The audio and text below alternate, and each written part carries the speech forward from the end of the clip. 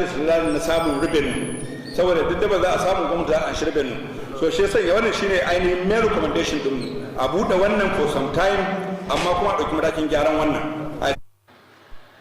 Yanda al'amuran na ba da dama domin a samu mafita akan abin da ya shafi wato mai da mayan kai ta wuri guda domin a samu mafita yanka dabbobi masu lafiya ya ci gaba da wato amsar ra'ayoyi daban-daban a cikin zauren masu dokokin ta jihar Katsina don a samu mafita na yadda za a ga cewa an inganta ita wannan sabon abatuwa da ake so a ga cewa an mai da dukkan waɗanda za su yanka sun je can don yin yankan ga dai yanda wato tattaunawa ko kuma ba da ra'ayoyi da bayanai masu muhimmanci ya ci gaba da wakana a cikin zauren masu dokokin ta jihar Katsina.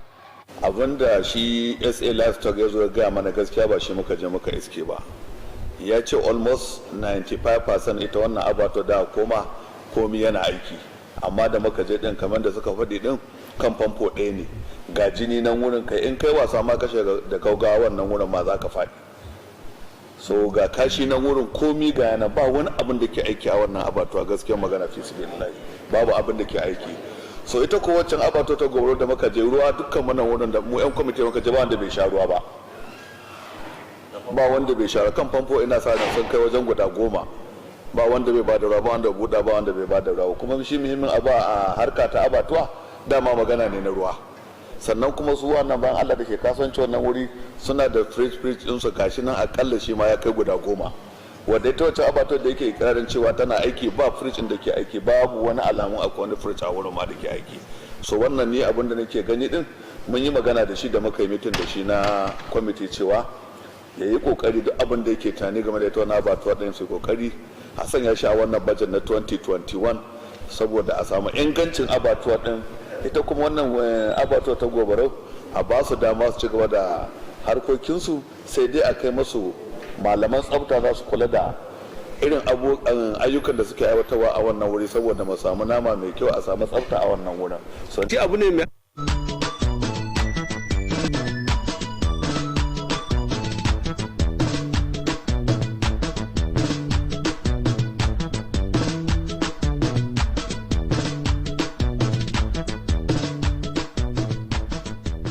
saboda dalilai da dama, to amma centralization yana da condition za a cika.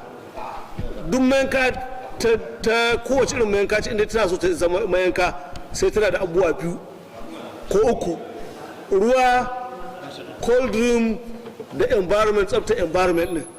Mun yadda mayankan nan central abattoir din an gina ta da gina kudade masu yawa, kuma wannan gwamnatin abin a yaba mata ne, ta taso da niyyar zimma ta tada ta. To amma duba da abin da muka gani muka ce wannan abin bai yiwa kawai lokaci guda a ce a kulle ta saboda tsaftar da ake so za a samu ba za a same ta a nan wurin ba, amma a buɗe waccan ta gobarau na wucin gadi akalla wata 3 ko wata 6 ko shekara guda, tunda mun yi sa'a yanzu ga kasafin kuɗi ya zo. Idan aka yarda da haka din sai mu kai mu kwamiti ko kuma majalisa in ta yarda da haka din ta engaging gwamnati dole cewa idan ce wancan program da take so ta yi na ta samu centralization, to wannan abin da ke wurin wannan central mayankan nan bai kai matsayin da za a yi haka din ba. So saboda ka tana so kuɗin da ta kashe yanzu in tana so ta amfanin shi, to ta yi kokari ta da wannan bangaren cold room da ruwa da environment din a putin nashi in haji. So in other words muna goyon bayan cewa a buɗe tamfar din mayankan gobarau na wucin gadi, sannan a kira a gwamnati ta cewa ta buɗe ta mai da hankali wurin gyara. Wato irin yadda wannan bukata ko kuma rahoto da aka gabatar ya samu karbuwa a zauren masu dokoki ta jihar Katsina, aka tattauna inda kuma aka tsaye da mafita dangane da bada shawarwari akan abin da ya dace na wato ita sabon abatuwa domin gyara ta zama abatuwa kamar kowace abatuwa da ake tunanin wannan in kaji za ka gane cewa abatuwa ce. Muna fatan Allah ubangiji ba ita gwamnati gyaran wannan wuri domin samun tsaftacen nama da kuma samun ingantaccen kiwon lafiya na su kansu dabbobin da ake yankawa. Daga bisani kuma mun ji tawakin wato honorable Umar Albinda da kuma honorable Aliyu Abubakar Albaba dangane da wani kudiri da suka gabatar a zauren masu dokoki ta jihar Katsina ta yin kira ga majalisar zartarwa ta jihar Katsina don hana zub da shara a kusa da makabartar da ke sabuwar unguwa a daidai kusa da wato ma'aikatar karfe a cikin jihar Katsina, inda wato ma'aikatar da ake ce Dana. Ga kuma irin karin bayanin da suka yi a zama masu dokoki ta jihar Katsina dangane da dalilansu na ganin cewa gwamnati ta sa baki a hana zuba shara a irin waɗannan wurare dangane da abubuwan da ke faruwa. Akwai makabarta gefe, akwai kuma primary school. A wannan wuri ne al'umma ke zuwa suna zuba najasa. Bahaushe ya ce lafiya uwar jiki. Najasan nan da al'ummar nan ke zubawa a wurin nan ba karama ba ce kuma haramtacciya ce, domin najasa ta kashin mutum ne ake sa cikin buhu aje a wurin wanda yake ba da wari kamar yadda aka sani shadda ko masai ko toilet a turance yake yi, kuma a ta yi a bashi a nan wurin. Wani ma ya zo ya ƙara kawo, wani ya ajiye, wani ya zo ya kawo, har wurin ya zama na cewar idan Allah ya kawo ruwa damana ta zo, to tsami da wari da wurin yake yi, ko daga cikin mota ka je wucewa za ka tabbata akwai wani abu wanda ke ba daidai ba a wajen.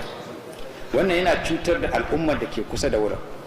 Bayan al'ummar da ke kusa da wurin sun cutu, musamman lokacin damana, wannan makaranta da ke kusa da wannan fili da ake wannan, shi ma yara da ake koyarwa da malamansu suna samun cutuwa daga wannan al'amari da mutane ke.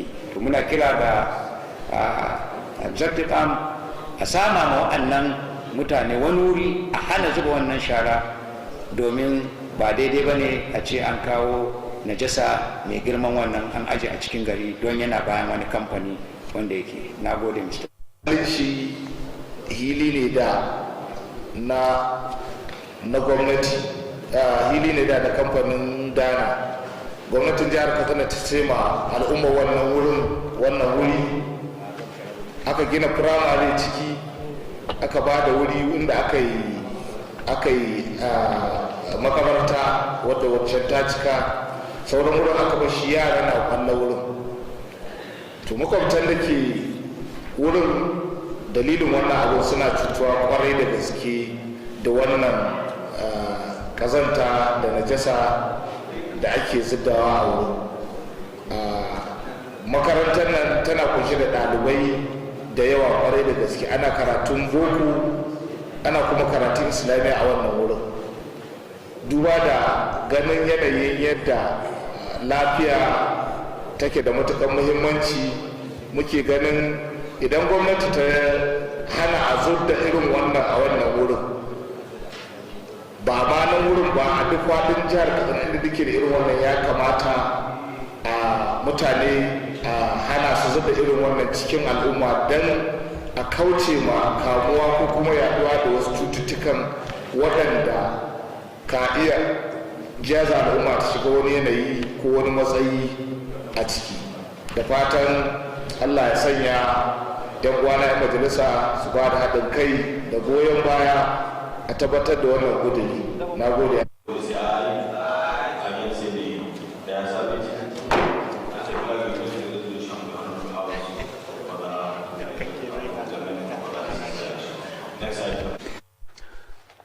Kudurin haɗin gwiwa kenan da 'yan majalisa masu wakiltar karamar hukumar Katsina da kuma na Bindawa suka gabatar a zaman masu dokoki ta jihar Katsina domin hana zubar da shara a wani wuri da ke da muhalli tsakankanin makabarta da makarantar firamare da kuma kamfanin Stirolin wato Dana a cikin birnin jihar Katsina don gude ma yaduwar cututtuka da kuma cuta ma ita kanta makabarta da kuma yara da ke karatu a wannan makaranta inda ake karatun boko da kuma islamiyya duka a cikin ita wannan makaranta. Muna fatan Allah ubangiji ya ba gwamnati ikon daukan mataki na hana zubar da ita wannan kazanta a kankanin waɗannan wurare da ainihin waɗannan al'ummomi da kuma ainihin mamata da suke kwance a cikin ita wannan makabarta. Muna fatan Allah shi mana jagoranci ya sanya a yi abin da ya dace domin amfana al'ummar da ake mawakilci a cikin wannan jihar ta Katsina. A madadin dukkan waɗanda suka tama wannan shirya zo gare ku da ita kanta gidan talabijin na jihar Katsina wato KTTV da ta ɗauki nauyin kawo muku wannan shiri, nake cewa ku kasance tare da mu wani sati in Allah mai kowa mai kuma ya kai mu za ku ga mu ɗauki wani sabon shirin. Ku zama lafiya.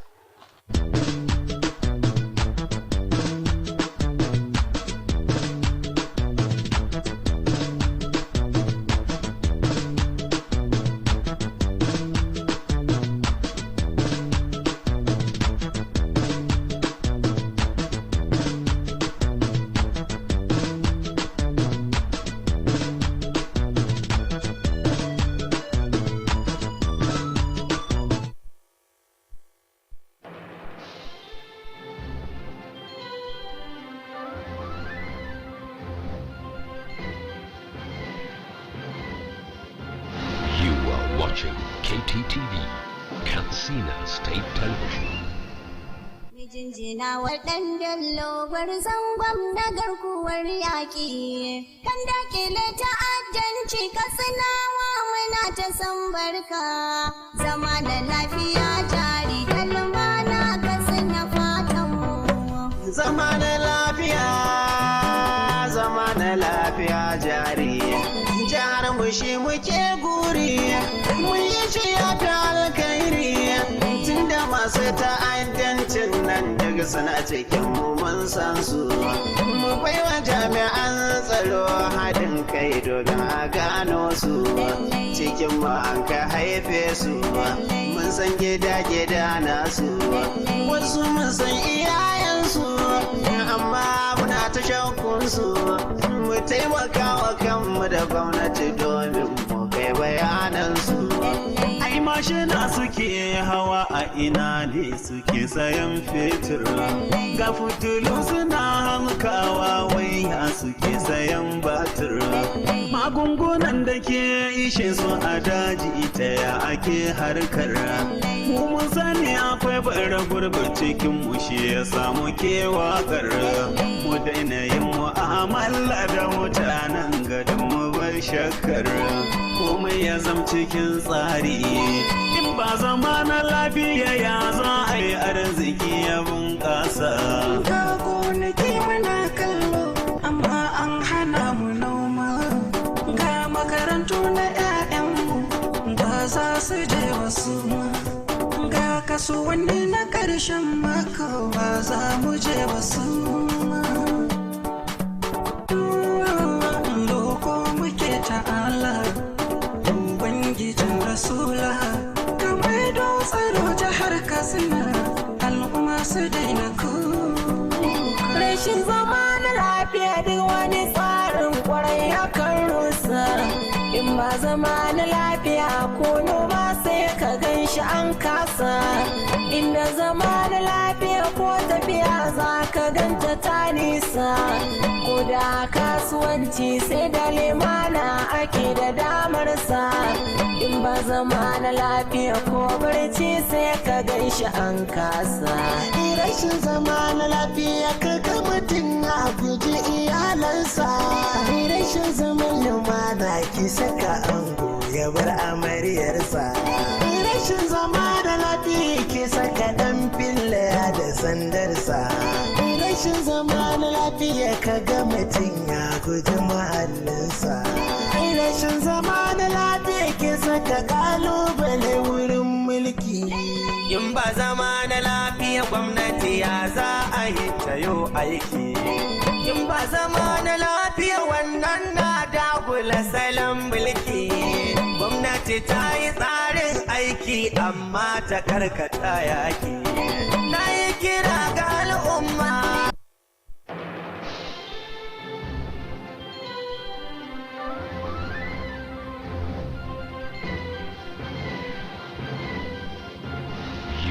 watching KTTV, Katsina State Television.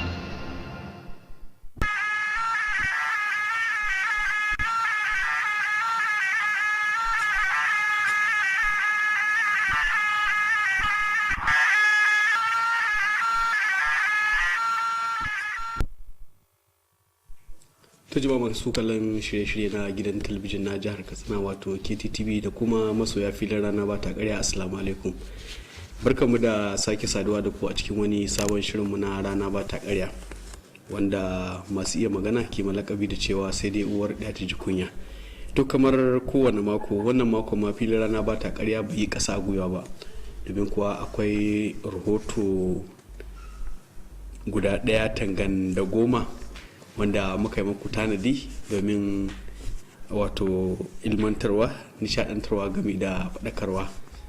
Kafin daga cikin wato rahoton shine daɗin sarauta wadda aka yi ta wato tafidan ingawa, wanda shi sarkin fulani dambo ya baiwa wani wato bawan Allah kuma mai son ci gaban al'umma wannan sarauta. Da fatan Allah ya taya shirko, kuma za mu ja baya kafin abokin aiki na ya gabatar da cikakkun labaran duniya kafin mu dawo sai mu shiri mu kalli shirin rana ba ta karya. Da haka in ce a jira mu.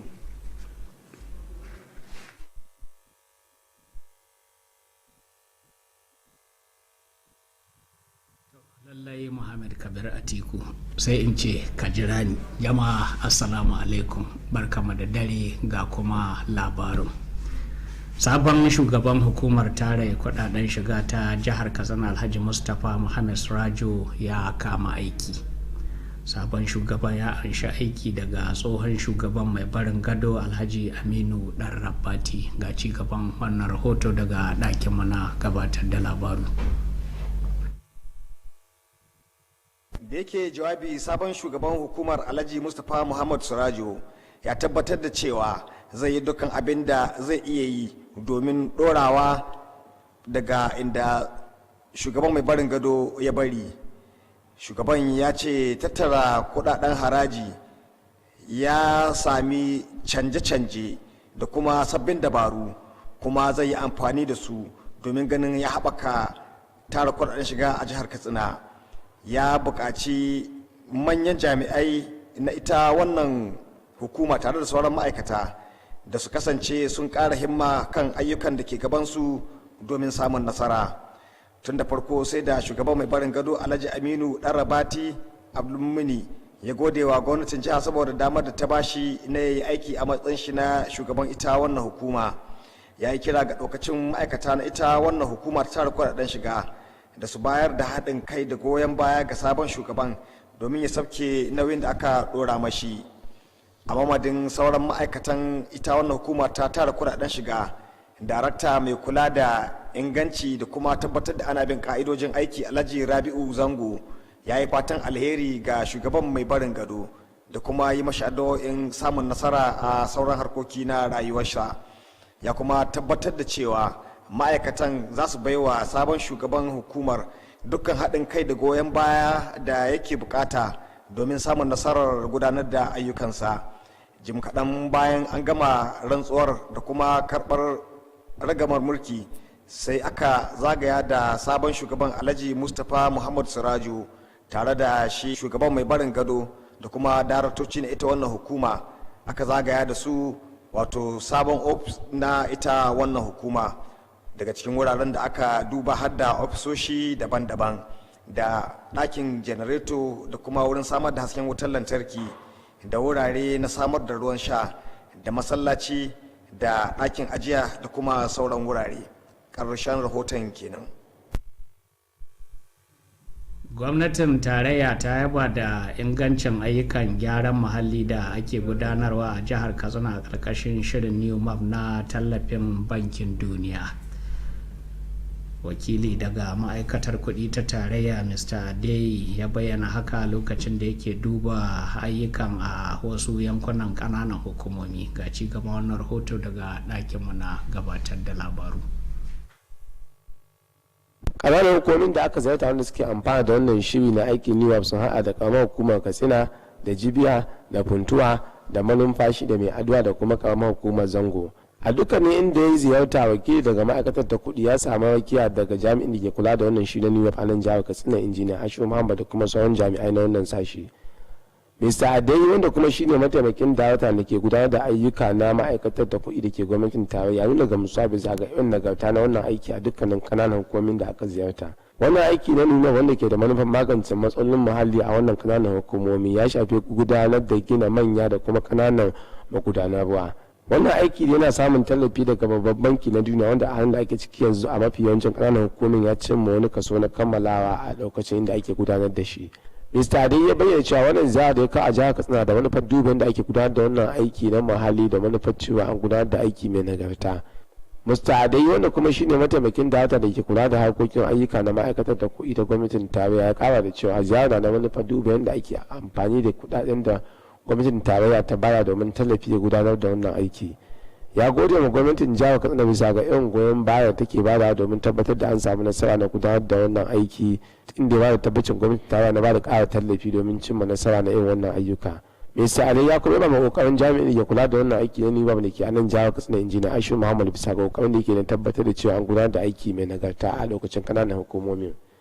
Shi ma jami'in da ke kula da wannan aiki na niwap a nan jihar Katsina, injiniya Aishu Muhammad, ya ba kokarin gwamnatin tarayya bisa ga wannan ziyara ta aiko na duba wannan aiki. Injiniya Aishu Muhammad ya danganta nasarori da wannan aiki ya samu ya zuwa yanzu da irin goyon bayan da yake samu daga gwamnan jihar Katsina Alhaji Aminu Bello Masabi, da kuma yin kokari na kwamishinan ma'aikatar muhalli na jihar Alhaji Hamdu Suleiman da dai sauran masu ruwa da tsaki. Ya nemi ƙarin goyon baya tallafi na al'umma da suke amfana da wannan aiki domin tabbatar da cewa an kammala wannan aiki a cikin lokaci. Injiniya Aishu Muhammad ya kuma gode wa babban banki na duniya bisa ga irin tallafi da yake bada na harkokin muhalli, inda ba da tabbacin bin dukkanin ka'idoji da kuma dokoki da aka kindanya domin samun nasara na wannan aiki. Idan za a yi tunawa da gwamnan jihar Katsina Alhaji Aminu Bello Masawa da kuma kwamishinan muhalli na jihar Alhaji Hamdu Suleiman Faskari sun zarci wannan aiki inda suka nuna godiya bisa ga irin nagarta da wannan aiki yake cimmawa a dukkanin kananan hukumomin da ake gudanar da shi. Ƙarshen rahoton kenan. Gwamnatin jihar Katsina ta fara raba bashin noman rogo ga manoma a ƙarƙashin shirin nan na bani in baka. Wannan karamci na daga cikin ƙoƙarin gwamnatin na ba da ƙwarin gwiwa ga manoman rogon yadda za su yi noman sosai domin rage dogaro da mai. Wakilin Usman Salisu Gurbin Maikiya ya ba da rahoton cewar an gudanar da wannan taron ne a sakatariyar karamar hukumar Bata Garawa. Da yake jawabi a lokacin taron, shugaban kungiyar manoman rogo na jihar Alhaji Hassan Yunusa yan marke ya bayyana cewa manoma 35 ne aka zabo daga karamar hukumar Bata Garawa, inda za a ba su naira 50,050 a matsayin bashi. Ya kuma bayyana cewa sama da naira miliyan 1.7 ne za a rarraba ga waɗanda za su amfana, inda za su mayar da kuɗin a cikin shekara ɗaya.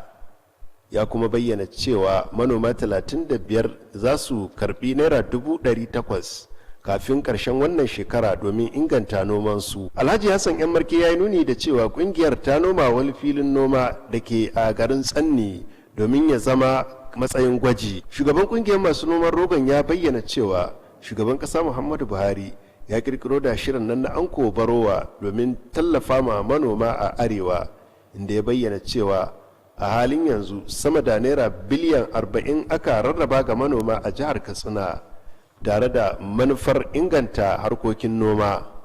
Ya kuma bayyana godiya akan haɗin kai da goyon bayar da mambobin kungiyar ke bayarwa.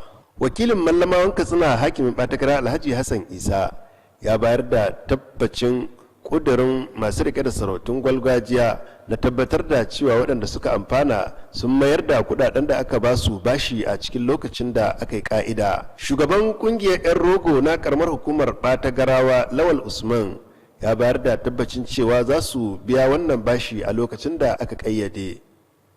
Wasu daga cikin waɗanda suka amfana sun bayyana godiyarsu akan bashin wanda kungiyar 'yan masu noman rogon ta bayar.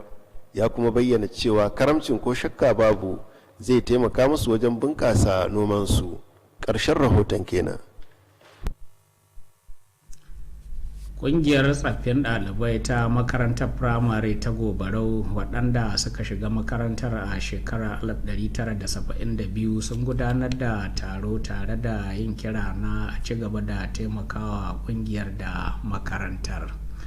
Shugaban ƙungiyar Alhaji Yusuf Jibril Abdallah ya yi wannan kiran lokacin da ya jagoranci taron wanda aka yi a ɗakin taro na kwalejin Katsina. Alhaji Yusuf Jibril Abdallah wanda kuma shine a kawun majalisar dokoki ta jihar Katsina ya ce an kafa kungiyar ce domin bunƙasa zumunci da taimakon juna. Haka kuma akwai buƙatar su taimaka wajen ci gaban tsohuwar makarantar tasu da kuma ci gaban ilimi baki ɗaya.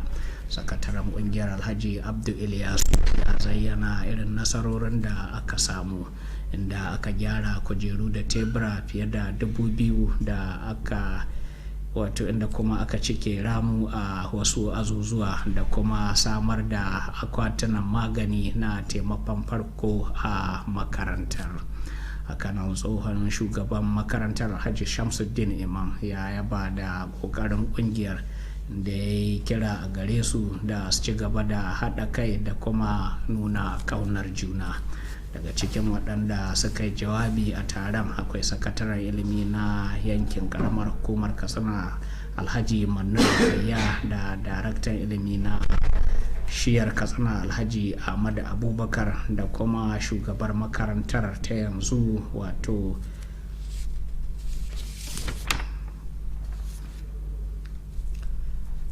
hukumar gyaran hanyoyi ta tarayya ta nanata kudurinta na gyaran hanyoyin gwamnatin tarayya da ke jihar nan.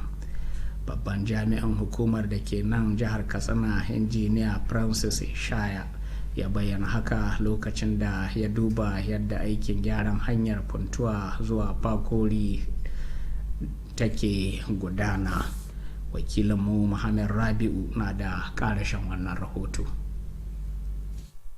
Gyaran hanyar mai tsawon kilomita 15 daga Funtuwa zuwa Bakori ya biyo bayan korafe-korafe daga al'ummar yankunan ga hukumar ta fema duba da lalacewar hanyar. Injiniya Francis Ishabi tare da sauran injiniyoyin hukumar ne suka ziyarci duba aikin domin ganin yadda aikin yake gudana da kuma nagartarsa.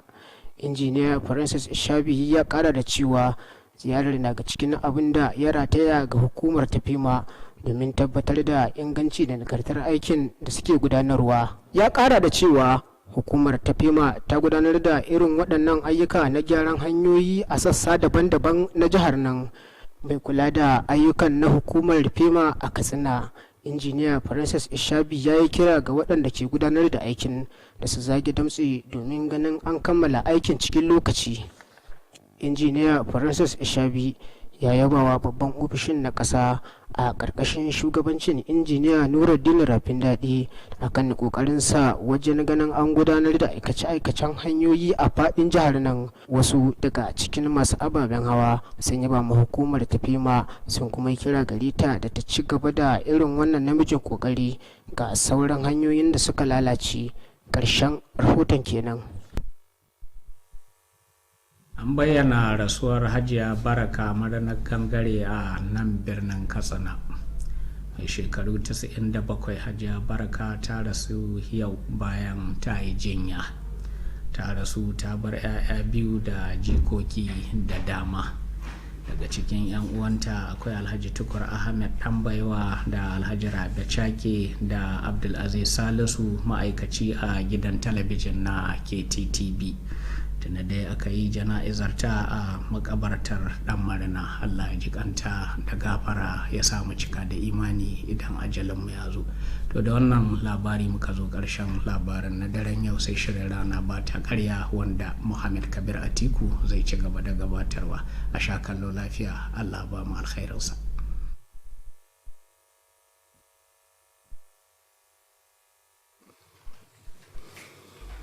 Thomas Kalamu, kamar yadda kuka ji tun farkon shirin, kuna tare da shirin rana ba ta karya ne, kuma kun ji cewa akwai rahoto da muka yi maku tanadi. Rahoton shine wato naɗin sarauta da aka yi ma Alhaji Aminu Tukur Saude a matsayin wato tafidan ingawa wanda sarkin fulani dambo wato hakimin ingawa alhaji tukur suleiman dambo ya nada. Wakilinmu na rana ba ta karya suleiman gambo kofar bai ya halarci wannan taro na nadin sarauta ga kuma rahoton da ya haɗa mu. A ranar Alhamis 31 ga watan Disamba na shekarar 2000 ne mai girma sarkin Fulani Dambo hakimin Ingawa Alhaji Tukur Suleiman Dambo ya nada Alhaji Amin Tukur Saude a matsayin tafidan Ingawa.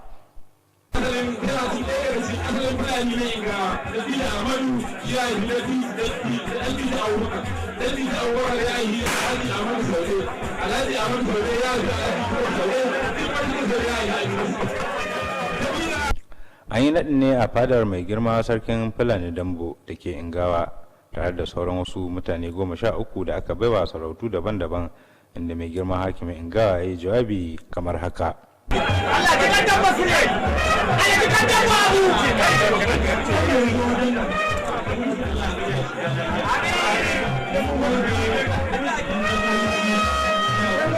Wannan biki na naɗin sarauta ya samu halartar dubban al'umma daga ciki da wajen jihar Katsina da suka hada da sarakunan gargajiya da jami'an gwamnati da 'yan siyasa da 'yan kasuwa da sauran masu fatan alkhairi. Bayan kammala naɗin an yi rakiya ga sabon tafidan Ingawa zuwa gidansa da ke kofar yamma a cikin garin Ingawa a bisa dawaki tare da mawaka da makaɗa.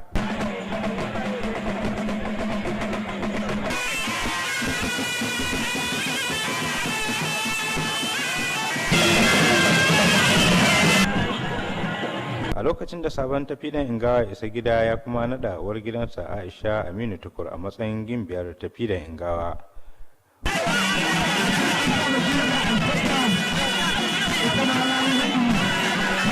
Wasu daga cikin iyaye da kakanni da sauran 'yan uwa da abokan arziki na sabon tafidan Ingawa sun yi jawabai na nuna farin ciki. Mashi tafida da shi Sardauna da sauran duka waɗanda aka nada, duk wanda kaga an nada to an naɗa shi ne bisa cancanta, bisa ganin cewa zai taimaka ma jama'a na wannan yanki domin samun ci gaba na wannan ƙasar baki da. Kuma mun gode wa mutane wanda suka so, ubangiji Allah sauke su lahiya, Allah ya yi albarka. Shi kuma da Allah ya ɗora mashi wannan abu, ubangiji Allah ya sa ya gama da shi lahiya, Allah ya tsare. A godiya ga Allah, muna godiya ga Allah, alhamdulillah, Allah ya rika mashi wannan yaro, Allah ya da ka kawo mu ga wannan lokaci. Aminu shi Allah ci da wannan aibi, Allah shi ya kawo mu ga wannan lokaci. Ya raya gida ya dawo, Tukur ya dawo, gida ya yi, alhamdulillah. Yau ranar Alhamis, rana mai cike da alkhairi, mai cike da tarihi ba iyaka. Allah muna godiya a gare ka da ka kawo mu wannan lokaci, da ka naɗa ɗana babban ɗa babban mai ma za a ce, da ka naɗa shi wannan, ka ba shi ikon samun wannan sarauta, kuma dama na gida ne, kuma dama sarauta ta gida ce. To muna godiya ga Allah, ba mu ce ma Allah komi sai godiya. Ubangiji Allah ba shi ikon sabke nauyin da ke kan shi, Allah kuma ya taimake shi, Allah ba shi izinin sabke wannan nauyin. Kaji Allah Ubangiji ya ƙara mai buɗi, ya ƙara ma Alhaji Aminu buɗi, Allah shi ji kan Tukur Saude, Allah ya hime, Allah amfani zuri'a shi. Ni farin ciki mun ƙara, Allah Ubangiji ya bashi wuyan ɗaukar abin da aka ɗora mashi, Allah kuma ya sa a yi taro lafiya a tashi lafiya. Sarkin Fulani Dambo ya kalli dangantaka ta zumunci ta jini da alaƙa tsakanin kakanninmu da kakanninsu, duk da cewa ɗaya ne, kuma ya yi wannan ne don shi kan shi ya ƙara kaɓaɓa dankon zumunci. Alhaji Aminu Tukur Saude a matsayin tafidan Ingawa, dalilin da ya sa aka naɗa shi wannan sarauta saboda mutuncin shi da girman shi da dattakon shi da kyautata ma jama'a da yan uwa da abokan arziki. Alhamdulillah Aminu Tukur mutumin kirki ne kwarai da gaske. Mashi murna, Allah Ubangiji ya sa alkhairi, Allah kuma Ubangiji ya sa ya bashi ladan riko, ya bashi ikon rikewa. Kuma godiya ga Dambo da ya tada gidan ado da gayya da gode. Mun gode ma Allah da Allah ya kawo wannan sarauta a wannan gida. Filin rana ba ta karya na kyakkyawan fatan alkhairi ga sabon tafidan Ingawa. Wanda mai girma hakimin Ingawa Tukur Suleiman na biyu ya naɗa ni a matsayin tafi da gawa. Suna godiya da ba wani dama. Mutane ko na gari ba abin da za su su sai da godiya domin duk abin da muke nema sun mana sun fito sun gwada cewa lallai suna tare da mu, sun mana kara, sun zo wajen da duk abubuwan da muka su Allah ya saka masu da alheri. Yan doma da kasar na baki daya da dukkan al'ummar da suka mana bai ci da muka wasu daga cikin al'amuran da aka gudanar na bikin naɗin sabon tafi da ingawa sun hada da wasan kwallon kafa na sada zumunta a tsakanin sirika fc da ingawa united da kuma hawan daba a cikin garin ingawa. filin rana ba ta karya na kyakkyawan fatan alkhairi ga sabon tafi da ingawa alhaji aminu tukur saude tare da yi masa fatan alkhairi. Suleiman Gamba kofar bai, rana ba ta karya.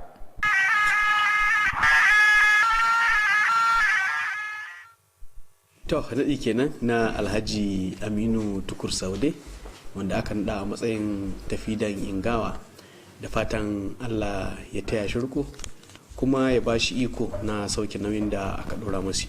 To masu kallon mu wannan kuma shine rahotonmu na ƙarshe a wannan rana, sai kuma makon gobe na Allah kai mu za mu zo muku da wasu sabbin rahotanni masu daɗi, ilmantarwa game da nishaɗantarwa. Da haka nake ban kwana nake cewa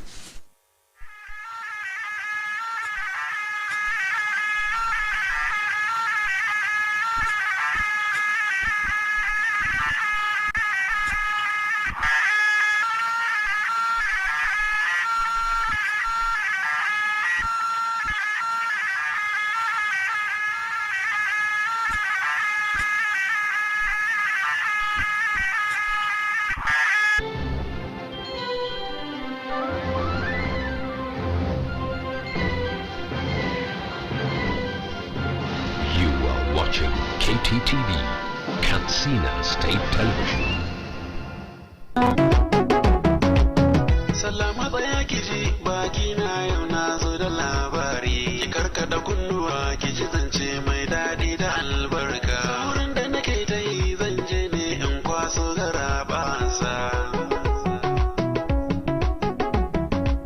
Kakan sauragun sauki da albarka. Ƙauye birni da masu kuɗi talakawa da laini. Kana murkun sarstoma a cikin ladabi da adalci. Kamfani ɗaya tamkar da dubu katsinawa babu tamkarsa. A ƙoƙarinmu na wadatar da ku da abin da kuke bukata. A Musik Ventures muna buɗewa tun daga ƙarfe 7 na safe har zuwa Silicon Heights International College makaranta ce da ta dace da fasahar zamani domin tsarin ilimi matakan naziri, firamare da kuma sakandare. Silicon Heights International College cibiya ce ta ingantaccen ilimi, tana samar da kyakkyawan yanayi na koyo da koyarwa, na da ƙwararrun malamai da kuma kayan koyarwa na zamani domin koyar da yara karatu ta hanyar na'ura mai ƙwaƙwalwa wato kwamfuta, ta yadda za su zama gagara-badau a wannan fanni.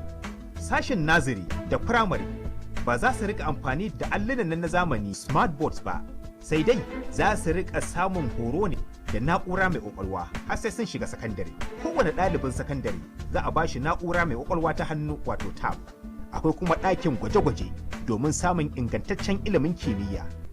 Ana sayar da fom na shiga matakan aji 1 zuwa 3 na naziri, da aji 1 zuwa 3 na firamare, da kuma aji 1 zuwa 3 na ƙaramar sakandare a harabar makarantar. Ku kawo 'ya'yanku Silicon Heights International College domin samun ingantaccen ilimi. A tuntuɓe mu a waɗannan lambobi.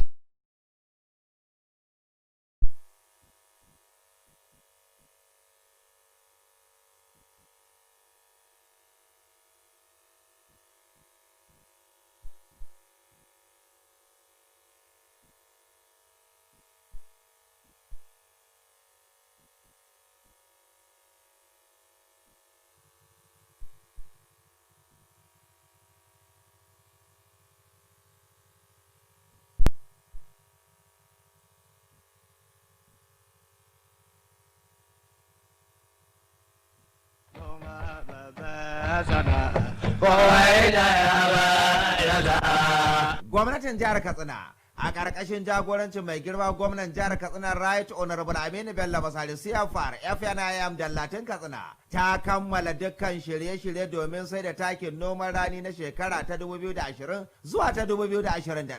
A bisa ga hakan ne mai girma mataimakin gwamnan jihar Katsina kuma kwamishinan ma'aikatar gona da albarkatun ƙasa kwanci da tsaki cewar za a fara sai da taki a ranar Laraba 6 ga watan Janairun shekara ta 2021 kai tsaye a fadamu da cibiyoyin da ake gudanar da noman rani da ke shiyoyi guda 3 da jihar Katsina baki daya kamar yadda aka tsara akan kuɗi naira 4,000 kacal. Har wa yau mai girma mace da wannan aiki domin samun cikakkiyar nasara. Sanarwa daga babban sakatare wato famanan sakatare na ma'aikatar gona da albarkatun ƙasa na jihar Katsina Isiyaku Ahmed Karofi.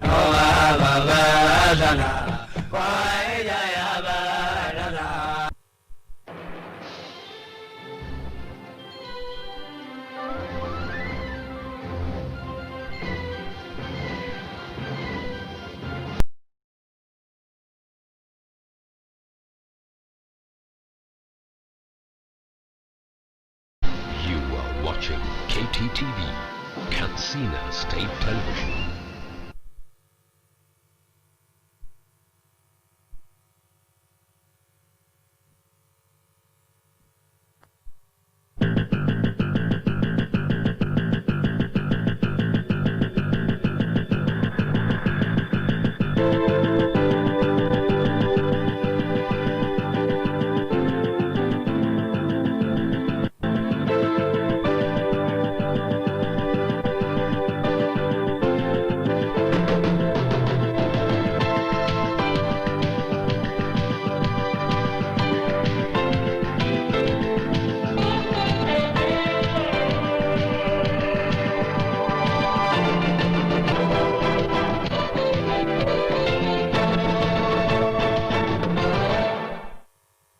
Good evening and welcome on News Tonight. My name is Fatima Ibrahim Jagur.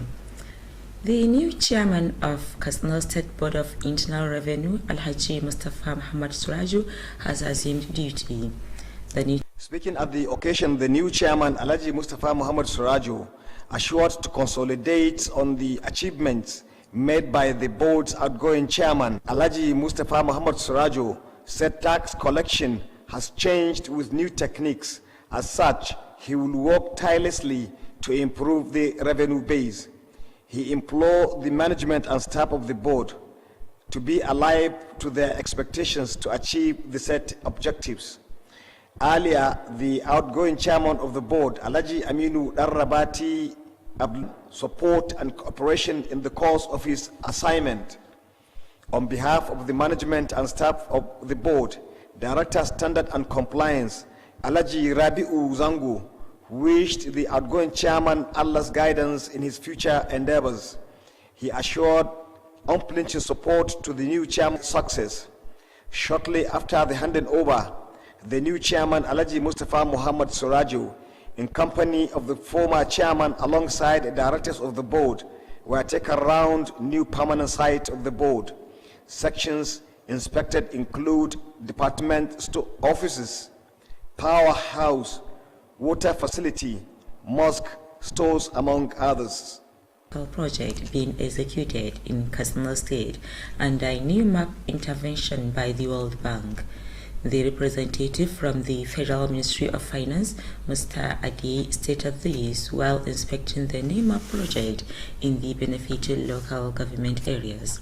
Details of the reports are to be presented. Governments visited include Katsina, Jibia, Puntua, Malumfashi, Meadua, and Zango.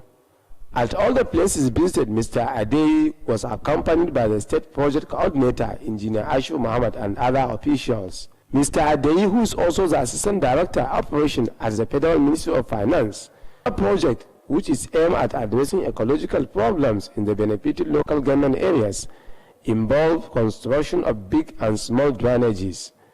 The project being supported by the World Bank has reached appreciable level of completion at all the benefiting communities.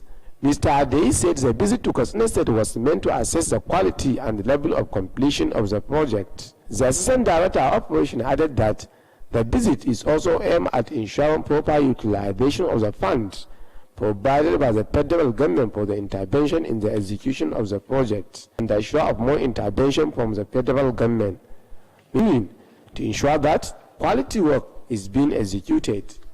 The state project coordinator, Engineer Ashifu Muhammad, commended the federal government delegation for the visit to inspect the project. Engineer Ashifu Muhammad attributed the success so far recorded to the support being given by the state governor Alhaji Aminu Bello Masari and the Commissioner of Environment Alhaji Hamdu of the project as scheduled.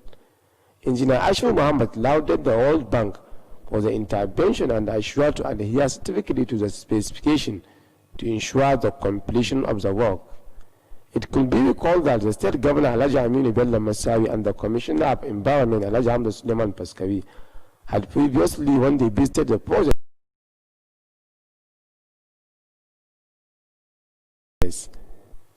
that ends the report. Katsina State Government has commenced the disbursement of loans to cassava farmers under the Anko Borrowers Program. The gesture is aimed at encouraging the cassava farmers to engage into commercial production to reduce over-dependence on oil. Correspondent Uthman Salisu Gurbin Mikia report that the occasion was held at Batagarawa Local Government Secretariat. The report. Speaking at the occasion, the state chairman of the association, Alhaji Hassan Yunusa Mbarke, explained that 35.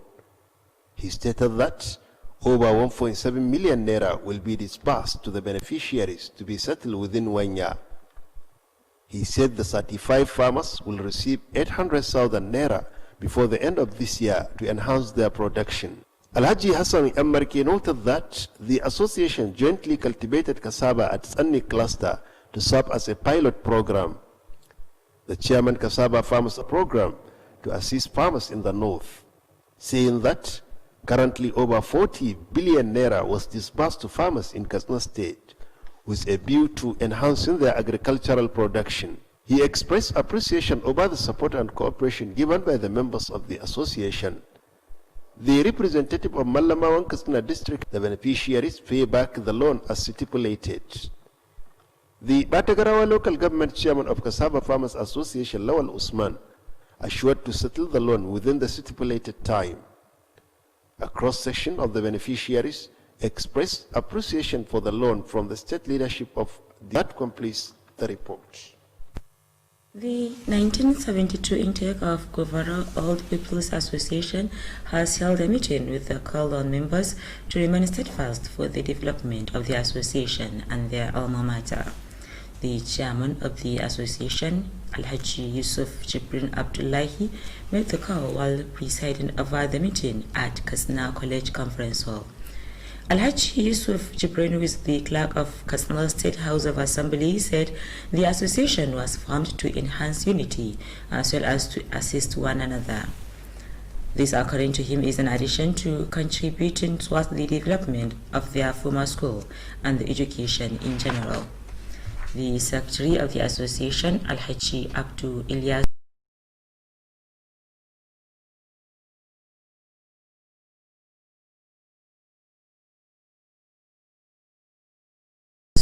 narrated the achievement recorded by the association to include repairs of over 2,006 boreholes, feeding of holes in classrooms, and provision of first aid kits.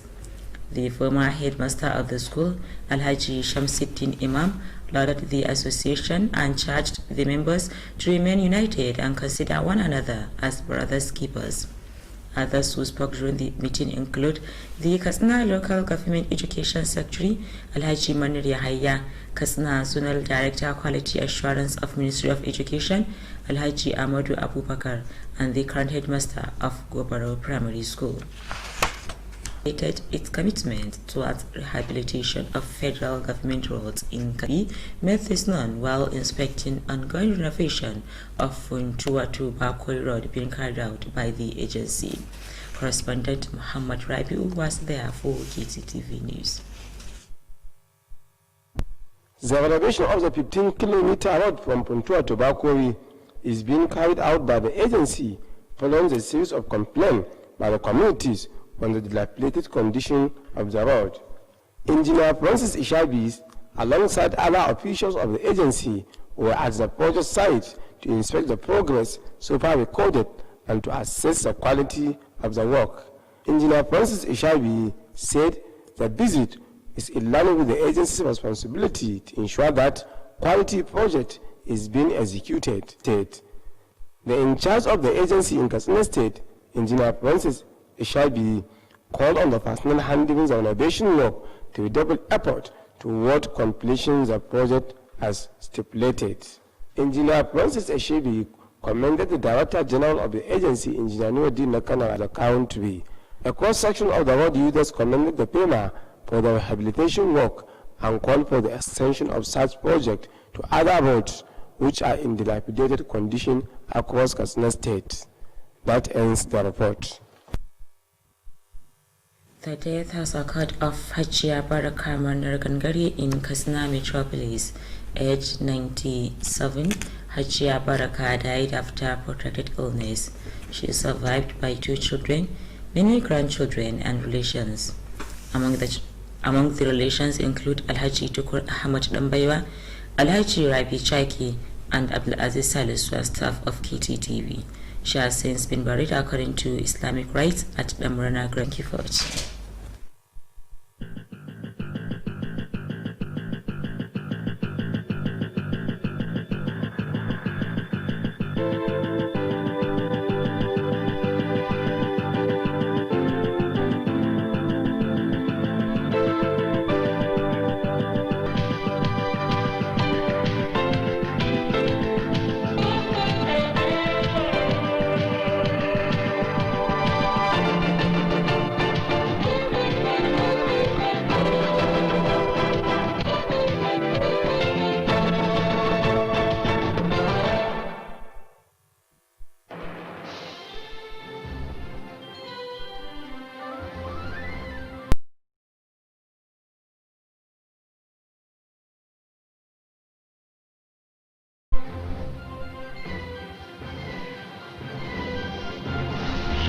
Watching KTTV, Katsina State Television.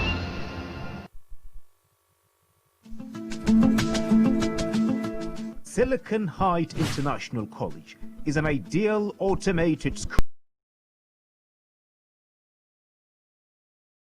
and promoting ICT image.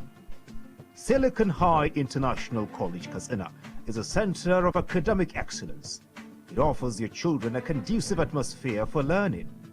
The college has highly educated and experienced teachers with modern teaching aids in order to provide a veritable e-learning platform to our youths with a vision of developing functional digital skills through computer-based tests, PC tablets.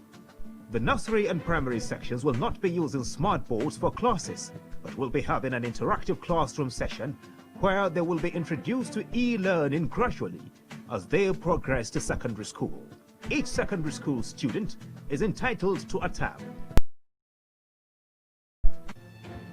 The sale of admission forms into Nursery 1 to 3, Primary 1 to 3, and JSS 1 to 3 is on school premises, number 1 Turakisani Stores Road, Commercial Layout, Gidandawa, Katsina. You can contact us at 080-3637-2567 or 090-5395-9983 or 080-3588-84 www.siliconheight.school.ng or our email address at emailinfo@siliconheight.school.ng. Parents and guardians can register online on the above address.